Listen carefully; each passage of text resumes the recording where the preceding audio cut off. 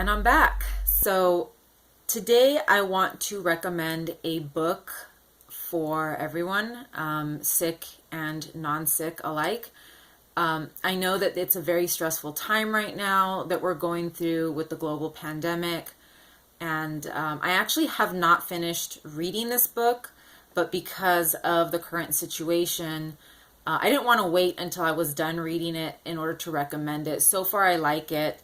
The book is called Full Catastrophe Living.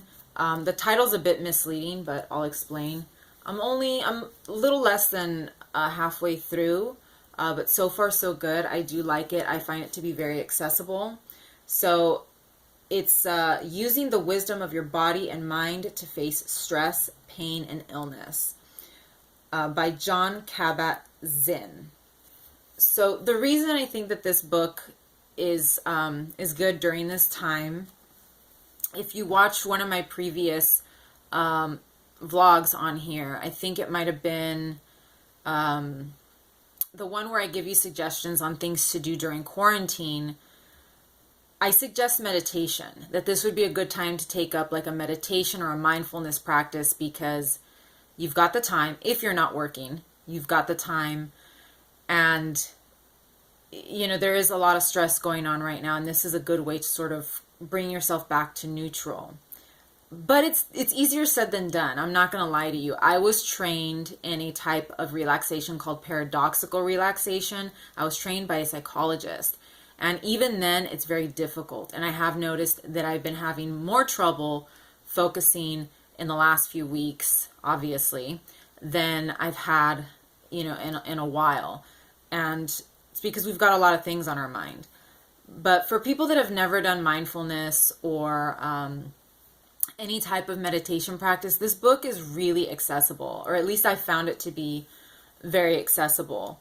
It introduces you to mindfulness in an easy, accessible way. The author starts off the book by giving you examples of different people that he's worked with, because he teaches these mindfulness and yoga in this clinic that he has, that he holds for people that are referred to him that have other chronic issues. And so he makes it very easy and accessible to understand by giving you these stories. And a lot of times you will see yourself in some of these patients that he's worked with. They all kind of have some kind of issue. There are some that don't have any physical issues, but simply wanted to manage their stress better. The book does have an emphasis on chronic problems such as pain and illness, recovery from like heart attacks and surgery.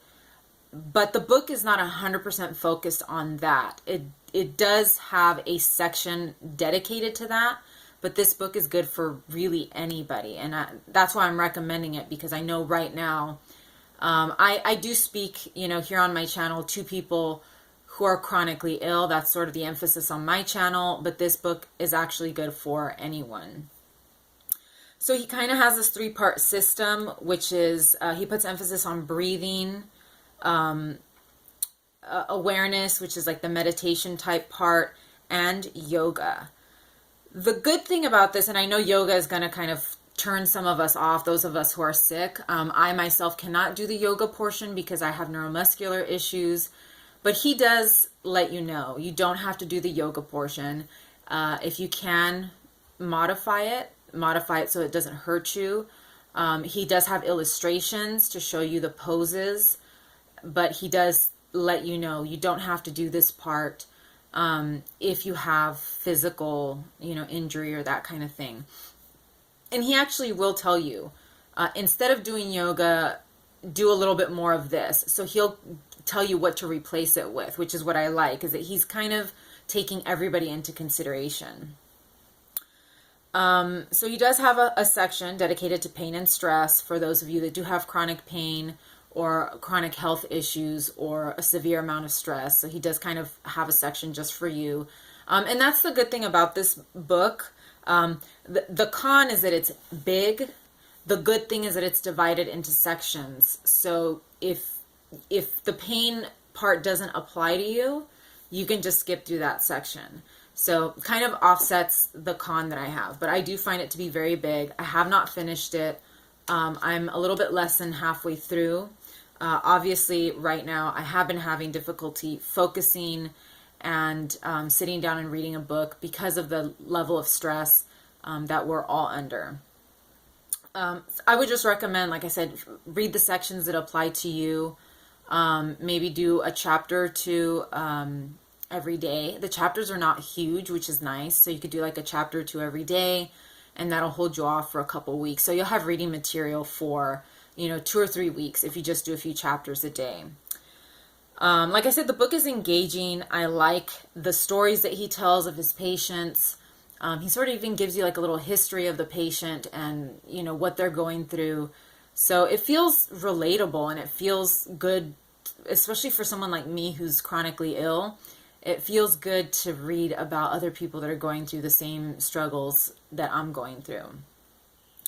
The other thing that I really like about this book that is going to be good for everybody, not just sick people, is that he breaks it down. So he gives you kind of an 8-week program. He emphasizes doing this for a minimum of 8 weeks before you throw in the towel, because it takes a while to really get into the routine of doing mindfulness and yoga. And he actually breaks it down. He gives you an 8-week program. He'll tell you, week 1, this is what you do. Week 2, this is what you do, all the way up to week 8. And he also has illustrations for yoga poses and things like that. But like I said, you don't have to do them. If you're one of those people that are injured or have some kind of physical limitation, he'll tell you there in the book, instead of doing this, focus this time that you would do on yoga, focus it on your breath, because he does put a lot of emphasis on your breath. I just, like I said, so far I like the book. I find it accessible. I do know how to do mindfulness and that kind of thing. It is difficult, and I have other books on the subject, but the other book that I have on it is has more of an emphasis on pelvic pain, and it's a little bit harder to understand and not as engaging. And what surprised me about this book was that it is engaging, and it did kind of draw me in with his stories. The writer is very accessible. It's not, all this scientific wording and stuff like that. So I do appreciate that, because not a lot of people like to read, but on top of that, if it's too hard to understand, it makes it even more difficult. And obviously, we're all having a difficult time focusing right now. So that's all I've got to say about the book. This isn't a full-on book review. It's just a recommendation. I was hesitating doing this before I finished the book, but like I said before, this is the time if you want to take up a meditation practice. And I don't want to wait too long to recommend this book to you guys, especially for anybody out there that is really stressed out right now. This would be a good time to pick up this book. I know libraries are closed right now, but you could probably still buy the book, or maybe just Google it online, see if you could find an excerpt or something. Google mindfulness. It's just, this is prime time to try to get ourselves to stay calm and centered. I know a lot of people are getting antsy right now during quarantine, and a lot of people are tempted to leave their house, which I don't recommend. So pick it up. It's called Full Catastrophe Living. It's kind of a dramatic title, but it's not, I promise you, it's not a catastrophic book. The title, I think, is a little problematic. It doesn't really match the content, in my opinion.